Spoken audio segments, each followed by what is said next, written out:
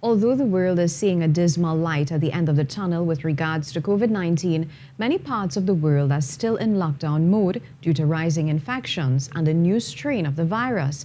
Even countries that were praised for managing the pandemic are now in a state of disbelief as COVID-19 sweeps through their areas. Sunil Lalla takes a closer look at the restrictions in place around the world as compared to what Trinidad and Tobago has implemented. There's been no concrete word on when Trinidad and Tobago will open its borders to international or regional travel. But this country is not the only one facing such a predicament. Australia announced last week that even if most of its population gets vaccinated this year, it's unlikely that the borders would be fully reopened in 2021, leaving over 100,000 Australians stranded abroad. And even while this country still has minimal COVID-19 restrictions in place, many parts of the world have gone into an almost hibernation mode. Regionally, Barbados, which has seen over 1,000 new cases in the past month, announced an extension to its national curfew from 7 p.m. to 6 a.m. into February.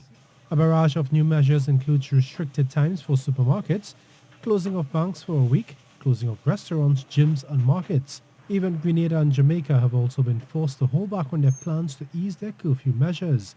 Further afield, the UK is unable to put a timeline on when England's lockdown could be lifted.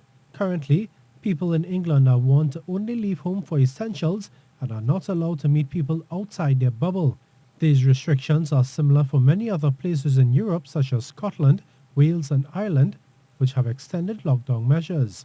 India, meanwhile, which has embarked on the world's largest vaccination drive, has now begun to ease some of its restrictions, increasing seating capacity in cinemas and the opening up of swimming pools, but still has a cap on gatherings.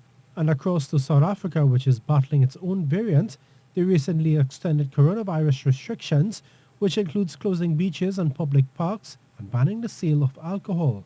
In the US, even California, which was praised for acting swiftly to contain the virus last year, have had deaths surge by more than 1,000% since November.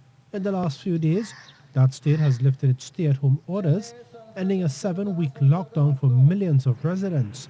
Back at home, as we navigate through this new normal of the COVID-19 pandemic of mask wearing, regular hand washing and social distancing, all industries continue to operate except for indoor dining in bars.